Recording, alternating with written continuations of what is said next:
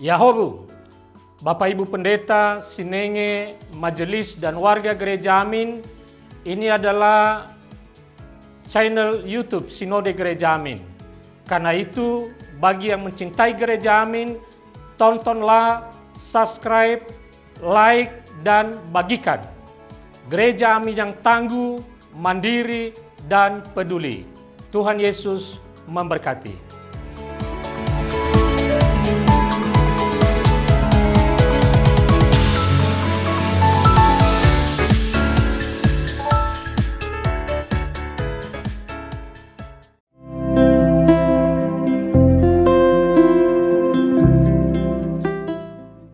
Hai Teens, bagaimana kabarmu hari ini?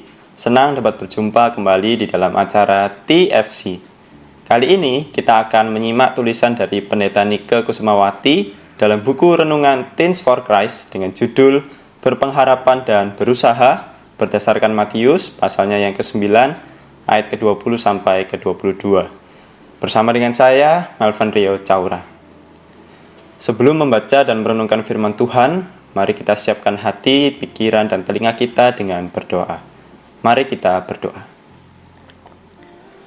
Ya Tuhan, kami sungguh bersyukur atas hari ini oleh karena kasih dan kebaikan Tuhan yang menyapa langkah kehidupan kami.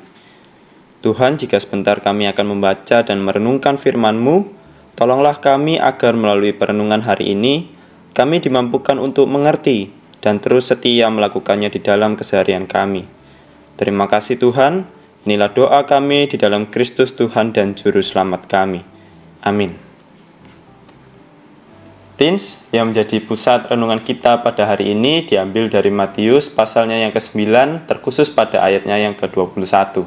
Saya akan bacakan untuk kita semua. Sebab katanya dalam hati, asal kusentuh saja jubahnya, aku akan sembuh. Teens, apakah kamu memiliki harapan? Apa yang kira-kira kamu lakukan agar harapanmu itu dapat terwujud? Hampir semua orang memiliki harapan, cita-cita, atau keinginan tertentu di dalam hidupnya. Tapi sayangnya, tidak semua orang mau berusaha agar harapannya itu menjadi sebuah kenyataan.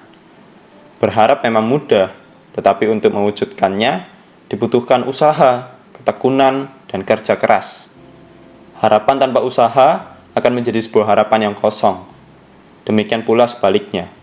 Jika kita hanya mengandalkan diri sendiri tanpa bersandar pada Tuhan, maka usaha kita pun akan berujung pada kesia-siaan. Seorang perempuan yang sakit pendarahan dalam bacaan Alkitab kita pada hari ini, ternyata juga memiliki keinginan yang besar untuk sembuh.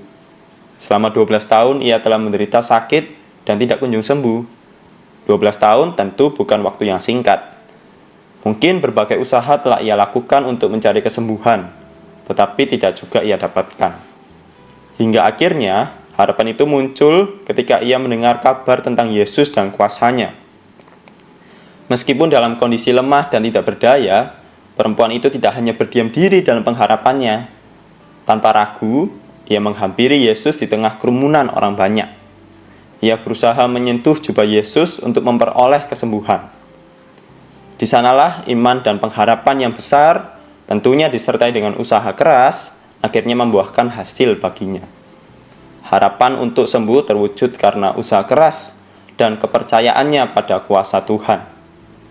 Oleh karena itu, hari ini kita belajar dari perempuan dalam kisah Alkitab yang menaruh harapannya kepada Tuhan dan mewujudkannya melalui usaha yang sungguh-sungguh.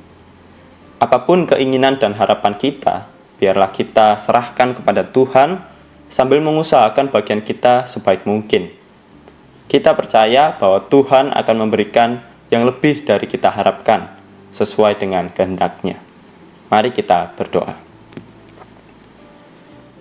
Ya Tuhan, terima kasih atas sapaan firman-Mu yang boleh kami dengar dan renungkan bersama.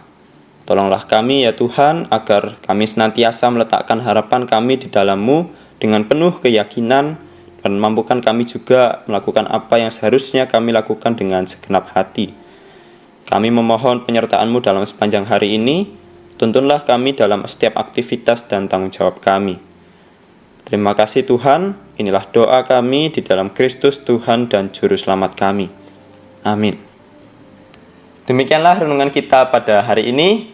Jangan lupa subscribe, like, dan bagikan ke teman-teman kalian agar semakin banyak orang yang merasakan sapaan Kristus. Terima kasih, Tuhan memberkati.